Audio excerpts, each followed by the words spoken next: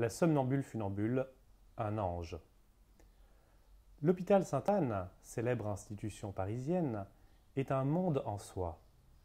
Pour le promeneur qui s'y introduit, bien que le portail soit ouvert, il y a effraction à pénétrer dans ce temple où l'on soigne ceux qui, dans leur esprit même, trouvent un empêchement à vivre, et où les plus doctes tentent de percer les mystères, plus impénétrables que ceux de la naissance des galaxies, du cerveau humain.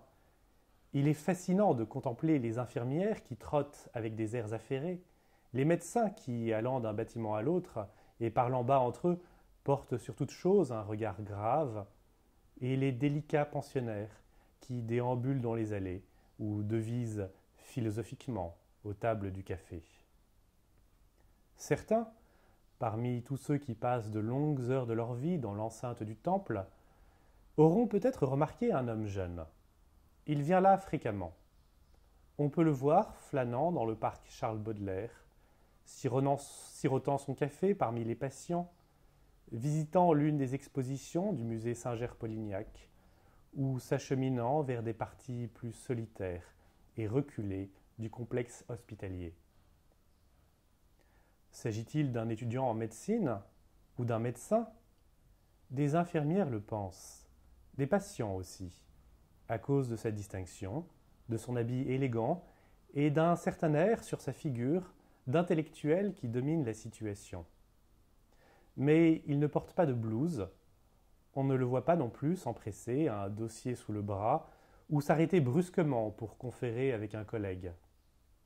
S'agit-il d'un fils, d'un frère, d'un ami qui vient rendre visite, qui veut ressentir, au lieu même où elle est éprouvée, la grande douleur de l'être aimé?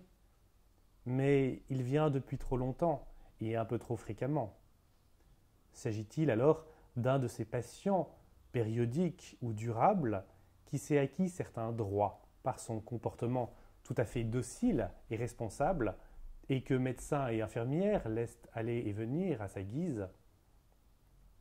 Il est souvent perdu dans ses pensées, mais il n'a pas l'air égaré. Et puis, il fait un peu trop dandy. Parlant d'air égaré, voici un préjugé qui révolte notre homme. Celui qui, devant lui, s'en ferait l'écho, s'attirerait à coup sûr un ricanement sarcastique que ne tarderait pas à suivre une remarque des plus cinglantes. Car les fous n'ont pas forcément l'air égaré, loin de là. Il suffit de se promener dans l'enceinte de l'hôpital psychiatrique pour s'en rendre compte.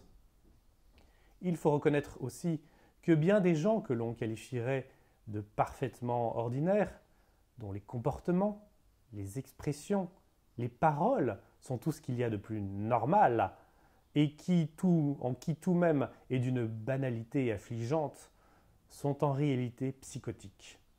Seulement, ils ne le savent pas, ou pas encore. Ces gens travaillent, se mettent en couple, ont des enfants. Ils sont persuadés eux-mêmes d'être des gens comme il faut. Un jour ou l'autre, cependant, la maladie qui depuis longtemps travaille en secret, reliant entre eux ces différents foyers de chaos, atteindra sa cohérence. Elle achèvera le dessein entrepris, bien souvent au moment de l'adolescence, voire de l'enfance, et par un puissant phénomène de résonance, produira cette déflagration intérieure, cliniquement appelée décompensation, qui ne laissera après elle qu'un champ de ruines, et qui fera alors comprendre à tous qu'ils n'étaient pas du tout les personnes que l'on croyait. En fait, l'homme qui arpente en solitaire les allées de Sainte-Anne est intimement persuadé d'être l'un d'eux. Il sait, il s'agit d'une certitude aussi absolue que la conscience qu'il a de lui-même, qu'un jour ou l'autre, il basculera dans la psychose. Mais on ne devient pas psychotique, on l'est. Ainsi, de toute éternité, et donc bien sûr depuis sa naissance, la schizophrénie l'a choisi pour l'un des siens. C'est juste qu'elle attend son heure. Pour le moment, il peut se dire « Michel Bruck n'est pas fou. Oh, pas du tout. Bien au contraire, il est même parfaitement lucide. » Et il est vrai, Michel a l'ouïe fine. Elle est tendue à l'intérieur sur les mouvements qui agitent son âme, et il perçoit le plus petit d'entre eux. Il scrute les visages à la recherche de la pensée non formulée et cependant trahie. Pas de parole qui ne soit analysée, interprétée dans ses plus infimes paradoxes. Mais un jour viendra qui verra la destruction de tout cela. Qu'adviendra-t-il alors? Les asiles psychiatriques auront-ils à compter avec un nouveau Napoléon? Il serait tout de même fâcheux de se prendre pour Hitler. Michel est donc en mesure de contempler les gens dans la rue, au travail, dans les diverses occasions de la vie sociale, administrative et fonctionnaire, avec un petit air de supériorité condescendante qui impressionne parfois, mais qui irrite souvent.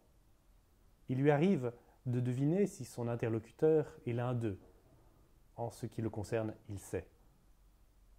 En tout état de cause, il ne s'agit pas d'une science certaine, si bien que de toute personne, il est imaginable qu'elle puisse un jour être défigurée dans la folie. Et il est amusant de songer qu'un tel, si content de lui, si suffisant, si limité dans la croyance qu'il a d'être lui-même, que ses traits de personnalité, que le hasard, les circonstances ou les décisions arbitraires de ses parents, de ses congénères ou de lui-même lui ont attribué, se retrouvera éventuellement un jour une toute autre personne, voire même une non-personne, qui ne fera plus qu'errer à la recherche de celle qu'elle croyait être, comme une ombre qui voudrait retrouver le corps dont elle s'est détachée, à l'opposé de Peter Schlemihl, qui lui ne cesse de courir après son ombre. Surtout, il y a cette certitude, comme la pierre angulaire de toute sa personnalité. Un jour, il sait qu'un jour il sera autre, et que dès lors, il n'est pas vraiment lui-même. Ce qu'il sait sur lui-même, nul ne le sait, et bien rares sont les gens assez lucides pour savoir quelque chose d'aussi radical et profond sur eux-mêmes. Ce petit air de supériorité qu'il arbore lorsque la mélancolie n'envahit pas son cœur et que l'inquiétude n'y mord pas à pleines dents est donc entièrement justifié. Pour le reste, Michel s'efforce de se comporter autant qu'il peut comme un individu parfaitement ordinaire. Sa vie appauvrie, sans sensation ni couleur, tend au banal. D'une part, il s'agit d'un moyen de retarder l'implosion. Chacun sait que les émotions extrêmes, les dérèglements, les excès sont des facteurs qui contribuent au déclenchement d'une crise de folie, crise après laquelle Michel sait qu'il n'y aurait plus de moyen pour lui de revenir à la normale et qui entraînerait un processus d'involution irrémédiable. D'autre part, cette banalité ne rend son secret que plus difficile à percer. Or, plus un secret est secret, plus il est précieux.